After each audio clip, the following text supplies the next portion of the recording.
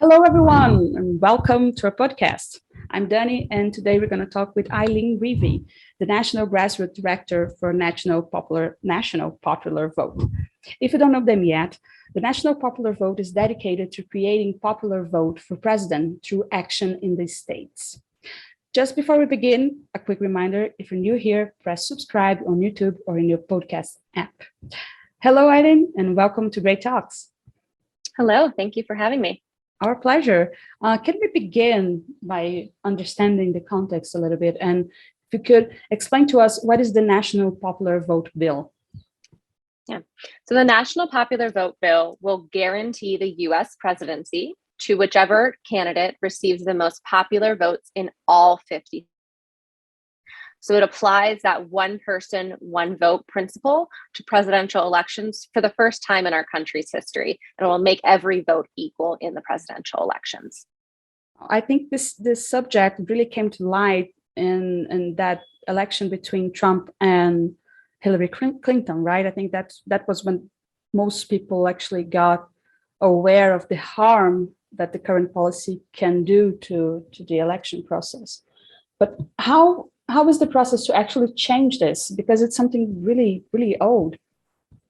Yeah, so you're right that a lot more people became aware of it after the 2016 election, but our organization had actually been working on it for a decade before that. And so the way that we do this is the states are allowed to award their electoral votes however they want. The Constitution gives them a certain number based on how many members they have in Congress. And 48 of our states have said, okay, all of our electors are going to be given to the person who won the most votes in our state. And notably, I said 48. So there are two states that do it differently, where they say, we're going to have the electors be given based on whoever wins each congressional district. So that same authority that allows the states currently to do slightly different things, we use that same mechanism to allow states to award their electoral votes to the national popular vote winner. So the Constitution, it's pretty simple. It's 17 words. Each state shall appoint in such manner as the legislature thereof may direct a number of electors. So we use that authority, and we have states change their law to award their electors on the basis of the national popular vote. But really importantly, this law only goes into effect in all of these states when collectively we have enough states that have passed the bill that we have 270 electoral votes, because that's the number to win the electoral college. Oh, I got it. Thank you for sharing the details. I had a brief idea of it. I'm not a United States citizen, so it's really something else. I think it's way more complicated than I was thinking before. And what is the work that you guys have been doing so far? You said you began like 10 years before that election. Mm-hmm. So it's been a long road. Yeah, so we've been working on this since 2006. And in that time, we have passed our bill in 16 states, which collectively have 195 electoral votes. So we need states with 75 electoral votes more, which honestly, we can get done with 5 to 7 more states. So what we do is we lobby state legislatures to pass this bill. So we work all around the country. We do that lobbying. We work with grassroots organizations, and we try and build awareness of this issue. It certainly has gotten a lot more attention since 2016, but a lot of it is also education and breaking down a lot of the misconceptions that people have about why we have the system we have now and what a national popular vote would really look like. Yeah, and I'm really glad that you mentioned these misconceptions, because it's something that I was thinking here. There must be many myths surrounding this topic, especially for maybe the older generation to understand how things actually can be. What are the main misconceptions you're seeing, and what is the way to deconstruct them? Yeah. So a big one is that people think that the current electoral college system was this grand design that was come up with at the Constitutional Convention. But really, it was how to elect the president was one of the very last things that was decided, because they could not agree. And this was eventually the compromise that they came up with was, okay, let's leave it to the states. They're the closest government body to the people. They can decide what's right for the people in their states, which is exactly what we're asking the legislatures to do. And then other big ones are that people think that it's really going to give a lot of power to big states and big cities, which people also often think, skewed towards Democrats. And they fear that that'll be more of a one-sided election moving forward. But there's two things here. When you look at the population of our cities versus our rural America, if you add up 100 largest cities in America, which gets down pretty low, like 204,000 people, that makes up 19% of the US population.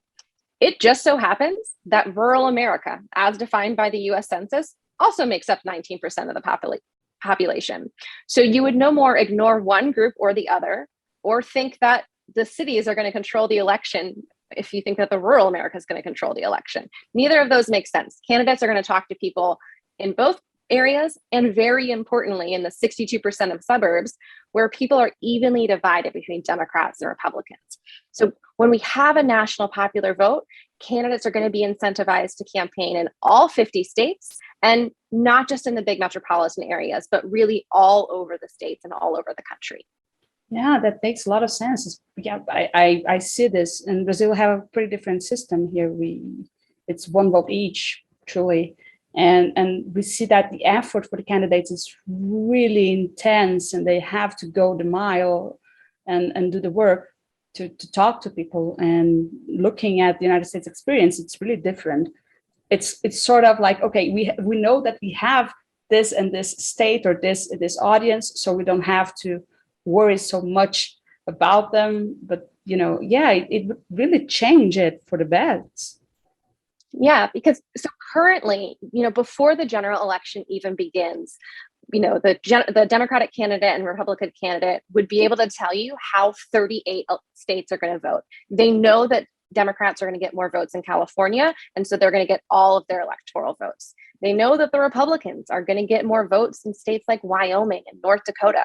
So neither one of them campaigns in either of those states because they've either got it locked down or they're hopelessly behind. So the entire campaign occurs in a dozen or less states every 4 years. And those are our battleground states. And they just happen to be closely divided between Democrats and Republicans in a presidential election year. And as a result, they get all of this extra attention. And really, they're the ones whose votes decide the presidency. And we're really electing the president of the battleground states of America as opposed to the United States of America with this system. Yes, absolutely. That makes total sense. And I'm thinking here, how would your proposal affect the the right name for it totally slipped in my mind right now. But you have this momentum or a previous moment where you have to select the candidates that are actually going to be the presidential candidates. Would that proposal affect this vote as well? It does not. The primary election where the parties choose their candidates is a completely separate process, and honestly not even mentioned in the Constitution. So what we work with is just in the general election. Perfect. That's really good to hear. And what are the challenges you're facing right now to pass those bills? Inertia is a big one that, a lot of state legislators in particular, this bill has been the same in our state since 1880. Maybe we shouldn't change it. Maybe, there's something I'm not seeing here. So really breaking down a lot of those misconceptions that people have and explaining why this is something that they should take action on. And another big thing, especially since the 2016 election, is we are a nonpartisan issue, but we are seeing more partisan arguments coming into it. And so what I mean by that, after the 2016 election, and then a little bit again after 2020, candidates and a lot of people around the country are saying, okay, Republicans have only won the national popular vote once in the last 30 years. So if I'm a Republican, why would I support this? Because I think I'm never going to win the national popular vote with my candidate. But the thing to realize is candidates were not campaigning to win the national popular vote in those elections.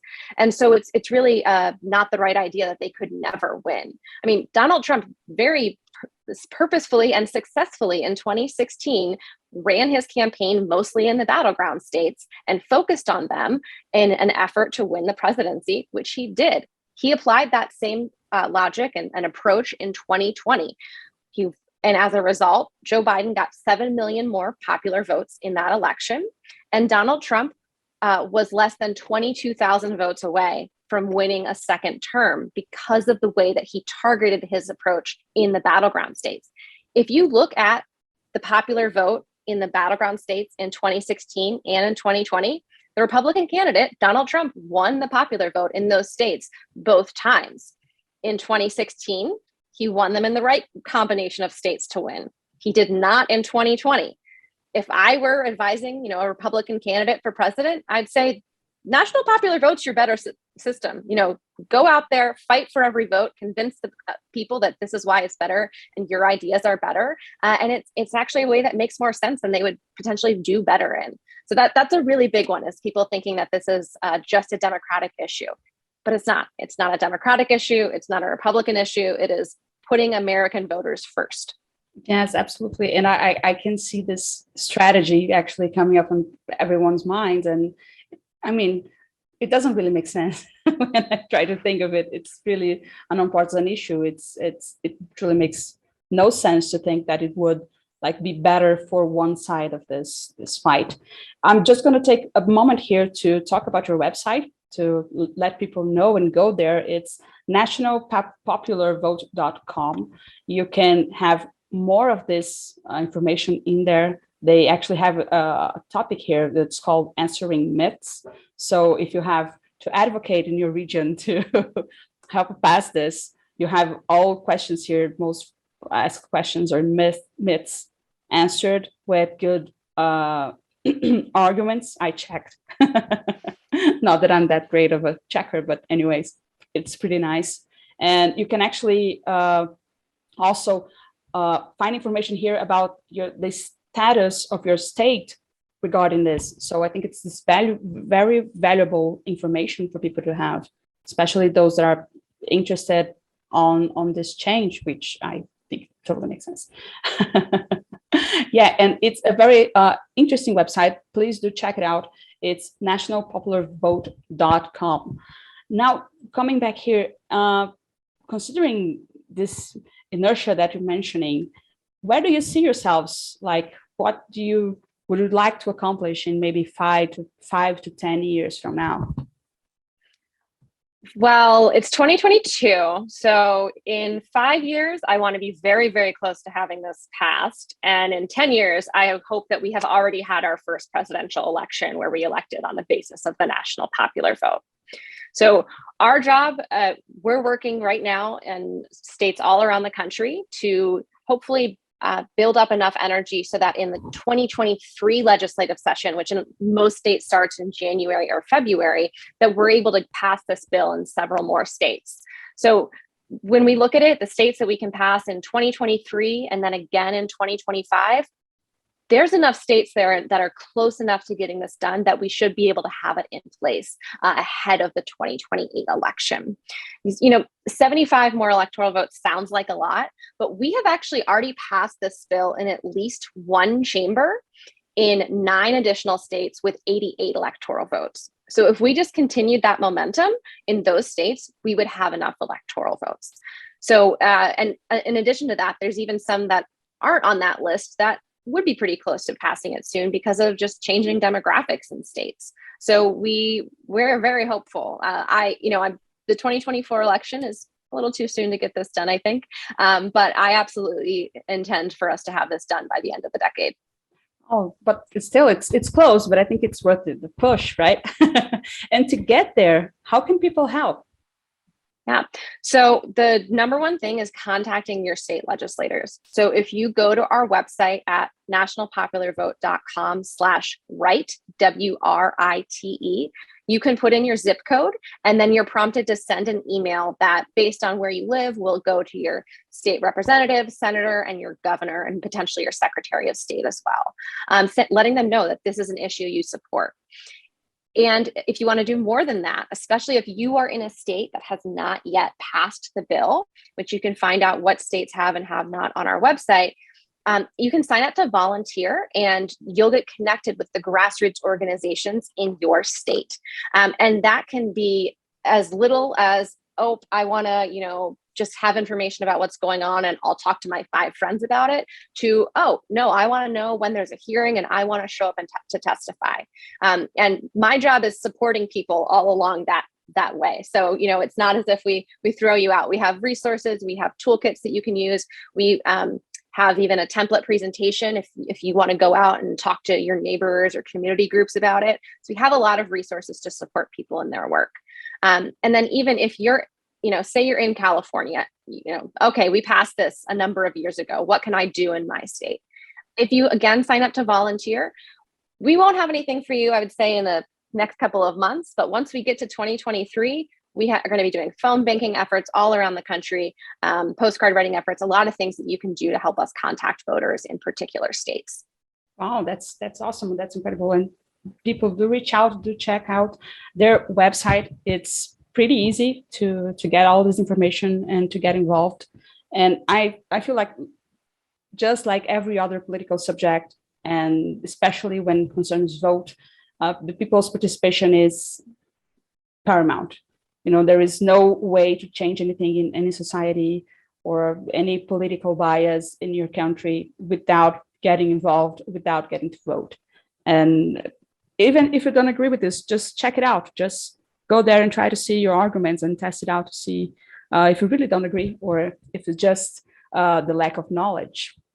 Thank you so much for joining us today, Eileen. I would like to ask you if you have any other message, any final message you'd like to give to our listeners. Take your time. Yeah. Thanks, Danny. The biggest thing is that we really do need people's help to make this happen. As an organization, we can talk to legislators, lobbyists can talk to legislators until we're blue in the face. What really matters is the people that they are their constituents, reaching out and letting them know that this is an issue that's important to them. Even if you think that they won't support it, they might surprise you. And hearing consistently that this is a critical issue for them is really what is helpful all around the country for us. We've seen time and time again over the last 5 years that is what has gotten our bill over the finish line, is engaged citizens. So I really hope that people will join our effort and check us out, because we need one person, one vote for our presidential elections. The time has come, and honestly, the time has passed. We need to make this happen, or we're going to keep having these contentious elections. And honestly, we're going to keep having these issues where it's really close and people have concerns or also misconceptions about what really happened in the election. And a lot of that goes away when we have a simple system that everyone can understand. Whoever gets the most votes wins. Pretty simple. So thank you so much for having me, Danny. Honestly, our pleasure. And I, again, hope that people go check it out and talk more about the subject. And thank you also for everyone listening here. And if you like this conversation, I think this is interesting, share it with your friends, share it with anyone you think might be interested in this. And remember to like it and subscribe, because that shows the algorithm that this is an important conversation and more people can learn about the importance of the national popular vote. I see you at the next episode. Bye-bye.